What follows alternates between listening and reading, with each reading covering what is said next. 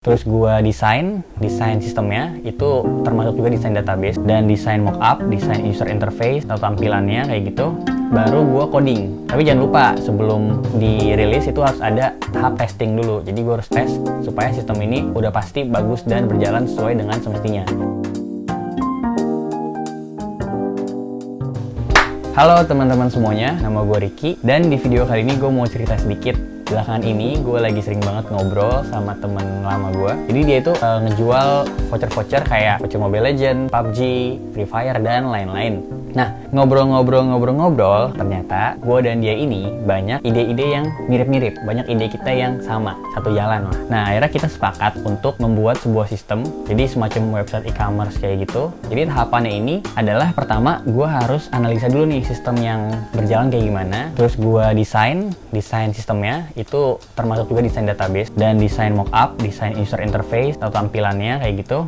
Baru gue coding. Tapi jangan lupa sebelum dirilis itu harus ada tahap testing dulu. Jadi gue harus tes supaya sistem ini udah pasti bagus dan berjalan sesuai dengan semestinya. Setelah itu baru bisa diakses ke publik. Jadi ya ini adalah video prosesnya kayak gimana. Ikutin terus, oke? Sip. Nah, kalau untuk sistemnya nanti bakal gue pisah jadi dua bagian, yaitu adalah si front end dan si back end. Masing-masing dari kedua ini punya fungsi yang beda-beda. Kalau si backend ini, dia nanti bertanggung jawab untuk melakukan koneksi ke database, karena dia ini langsung connect ke database. Misalnya dia bakal bisa ngambil data atau juga bisa insert data, masukin data ke database. Nah, kalau front end ini yang bakal diakses oleh si usernya, oleh penggunanya nih. Kayak misalnya di sini ada user, orang, dia buka website kita kan, anggaplah ini namanya si Joni. Nanti Joni ini buka lala.com misalnya. Nanti Joni bakal ngelihat tampilannya kan, user interface-nya, yaitu dari si frontend ini nih, halaman yang ini. Sebelum gue coding, gue bikin dulu wireframe-nya atau mockup-nya lah kayak gini. Nah, di sini gue bikin homepage-nya nih. Gue bikin homepage. Terus di sini ada, ini sebenarnya header sih, headernya. Ada kayak sebenarnya tuh icon gitu sih, icon card gitu. Terus ini login, terus ada tombol register. Terus yang ini gue ntar bikin banner yang bakal ada kayak carousel gitu, gerak-gerak. Di sini nanti mungkin gue isi dengan konten-konten, belum tahu siapa isinya. Terus di sini nanti mungkin ada info gitu, informasi yang bisa diganti-ganti untuk customernya. Di sini juga gue bikin mungkin lebih ke service apa aja yang ditawarkan. Terus di sini baru produk-produknya nih. Terus ini juga gue bikin halaman login nih. Nah, gue bikin halaman login tuh kayak di sampingnya tuh gue bagi dua section kayak gini. Di sampingnya tuh kayak gambar desain gitu. Terus di sini baru formnya, ada form, ada email, ada password, login. Nah, yang ini gue sebenarnya bikin kayak komponen buat headernya sih. Sini nanti sebenarnya masuk ke dalam atas ini nih. Yang ini footernya. Nah, ini sebenarnya ntar bakal masuk ke bawah sini nih. Nah, setelah ini gue baru cari dulu, nih kan belum ada warnanya kan, masih wireframe biasa kan. Nah, gue biasanya nyari warnanya habis ini. Gue akhirnya nyari di Dribbble nih. Jadi gue nyari referensi warna yang bagus. Misalnya kayak gini, gue nyari warna yang ini misalnya. Nah, ini sebagai referensi gue untuk ngeliat nih, oh warna biru, ungu kayak gini sama orange sama pink bagus kalau dikombinasiin. Jadi sebagai gue referensi nanti kira-kira gue bakal warna kayak gini. Ini namanya adalah ERD. Ini buat bikin diagram arsitektur database-nya. Nah, ini yang kotak-kotak ini ada 4. Ini namanya table-tablenya nih. Ini ada user, product, order, wallet. Nah, di table user ini punya namanya property nih, atau kolom. Kayak email, password, name, phone. Nah, ini kolom-kolom ini nanti bakal diisi nih data. Contohnya kayak status ini, isinya adalah mungkin in stock kayak gini. Jadi ngasih tahu products ini lagi ada nggak nih stoknya. Nah, terus nih order, nanti order ini kan ada garis nih, tuh ke arah user. Ini maksudnya adalah table ini, kedua table ini saling berelasi karena user ini kan bisa melakukan order. Jadi dia bakalan relasi itu ke table order. Itu relasi database tuh.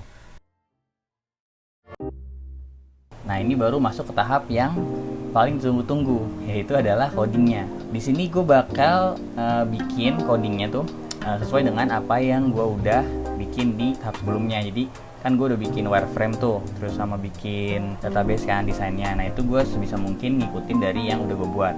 Tapi mungkin aja bakal ada terjadi perubahan-perubahan. Nah, itu karena biasanya saat gue udah mulai ngoding tuh gue udah bakalan bisa nemu-nemu ide baru gitu kan, yang baru kepikiran saat gue coding. Jadi wireframe dan database-nya mungkin aja bisa berubah saat itu.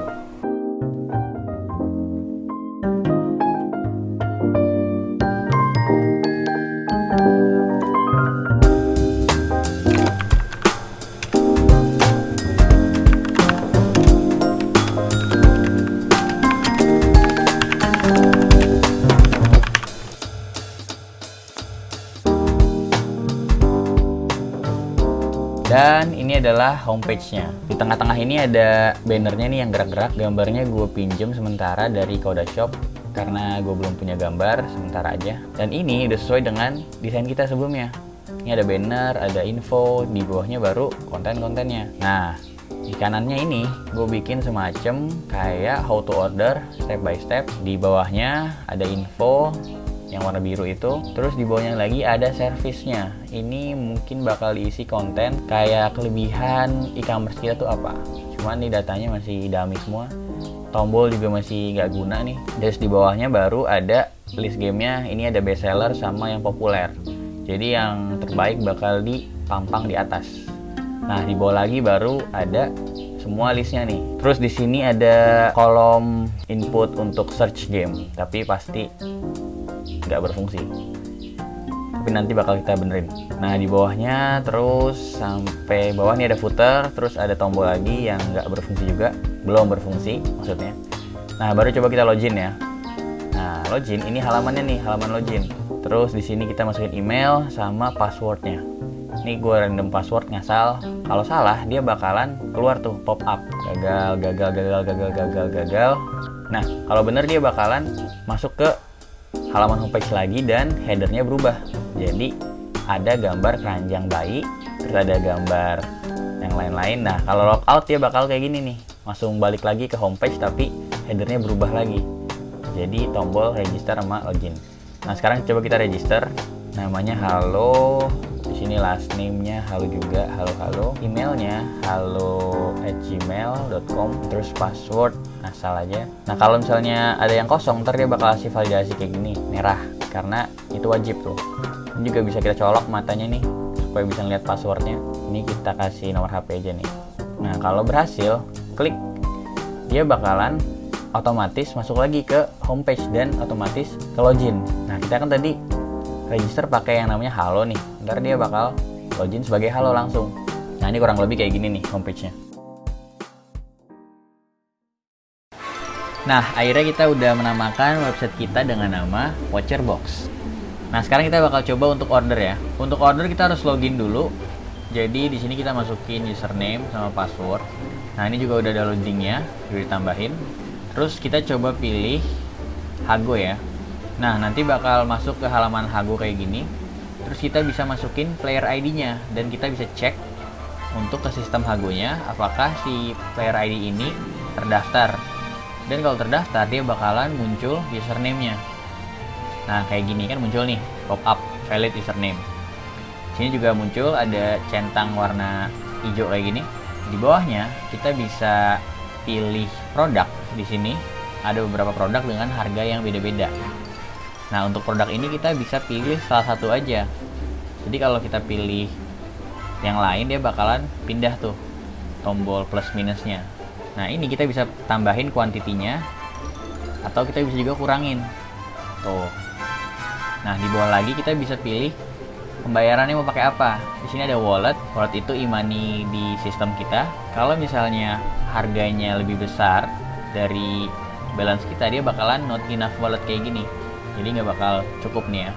Tapi kalau kita kurangin, nah baru bisa dipencet. Kita juga bisa pilih salah satu dari ini, satu aja. Nah, terus ke bawahnya kita bisa klik buy. Saat diklik buy, dan error, saudara-saudara. Oke, nggak apa-apa, nanti kita bakal benerin. Nah, itu adalah contoh untuk membuat order, tapi masih error.